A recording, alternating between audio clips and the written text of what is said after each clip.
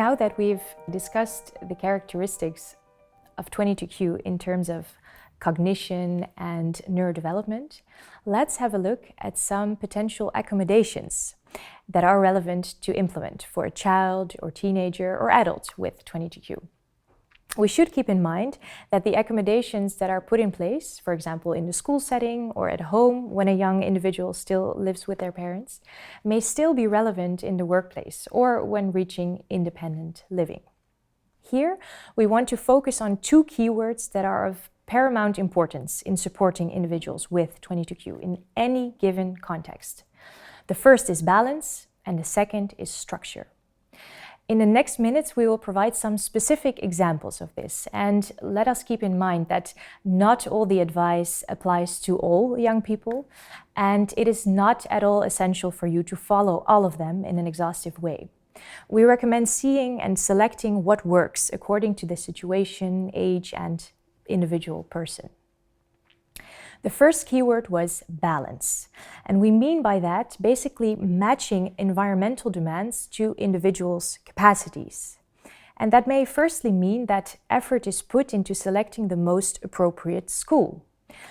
Children benefit by attending schools that are suitable to their cognitive abilities. When school demands are higher than the child's academic abilities, the academic gap widens, and the child's well-being and mental health can be significantly impacted. We know that about half of youth with 22q are following school in a mainstream setting, but still the majority of them will experience some degree of learning difficulties that will require support, such as an individualized education plan or presence of a specialized education teacher. And later in life, the same holds true for a working setting. So here often part-time jobs are better suited for individuals with 22q than full-time appointments. Further, 22q is characterized by an atypical language profile, with comprehension being often more impaired than expression. And this contributes to the risk of overestimating a child or adult with 22q, which we discussed in section 2 as well. So it is very helpful to actively check the level of comprehension regularly. And this holds true in school and work settings, but also for the home environment, in fact. And to ensure that instructions that you give are clear before beginning a task, you can consider asking the child to repeat the instruction. And it can also be helpful to combine visual and verbal instructions and to use support methods to optimize their comprehension. For example, to provide additional visual support, say in the form of pictos to accompany written instructions for learning tasks at school or equally relevant tasks at home. Generally, the less is more principle works well.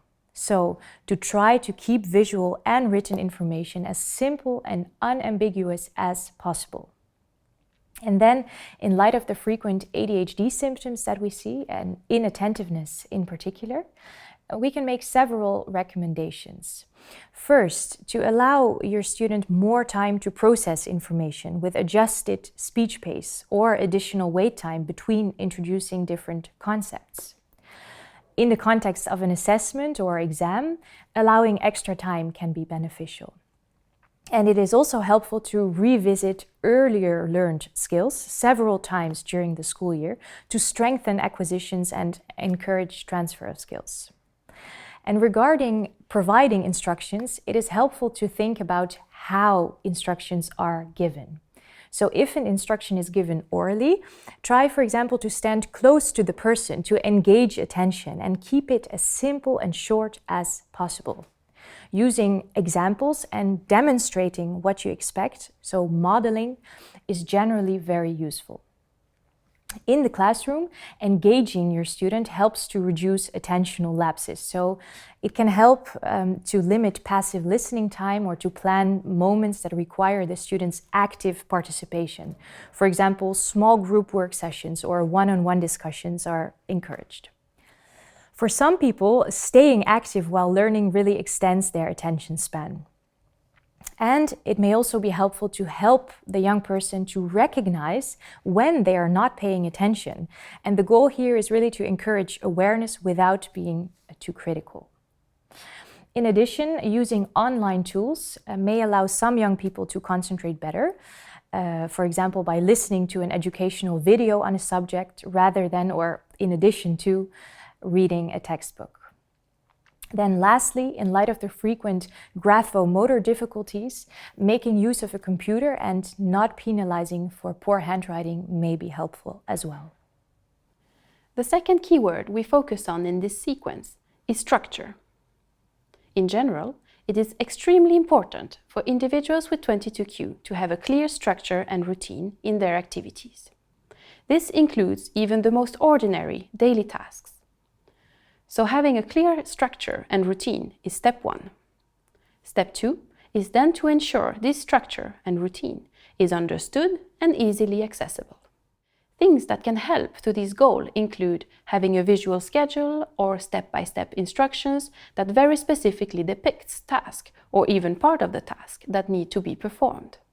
A way to ensure access is to showcase this visual schedule in an easily accessible place. For example, the bedroom door, the refrigerator, or a common area.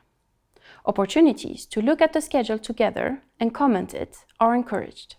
In this next short video clip, you will hear a mother explaining how structure and routine helps her 13-year-old boy. You will hear how planning activities ahead help managing anxiety. And you were mentioning that it's important for him to feel as independent as possible, Yes. but I can imagine that if it's too much, it can drive also anxiety, Yes. if the situation is too challenging, for example. So how do you find this balance? I think it's difficult. What I learned was he needs a lot of planning. And so if there's a social event coming up, if he's going to someone's for lunch or staying overnight, he'll start to ask many, many questions about it over and over again. And he'll need to know a lot of details about it. But he can do it. And it's reassuring for him to answer those questions. So I found he can do an awful lot more if it's planned with him. So he needs support to plan it. And often if he needs support to plan it, he can be fine. And also if he knows there's an exit or an end, so it's a fixed period of time. He's got to get out. If he's overwhelmed, he can come home, or he can leave, or he can go somewhere. So Transition moments, such as starting the day, including coming out of bed, getting dressed, getting ready for school or work, but also getting started with a specific learning task in school, are frequently challenging for people with 22q.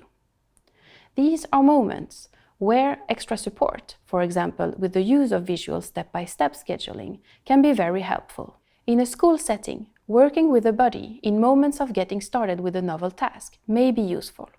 In light of the frequent ADHD symptoms, we will now talk about accommodations that can help provide an optimal and structured learning environment. Having the environment free from external and potentially distracting stimuli, including sounds or movement from other children, the street, siblings. The use of noise-cancelling headphones to diminish distractibility or listening to quiet music on headphones can be considered.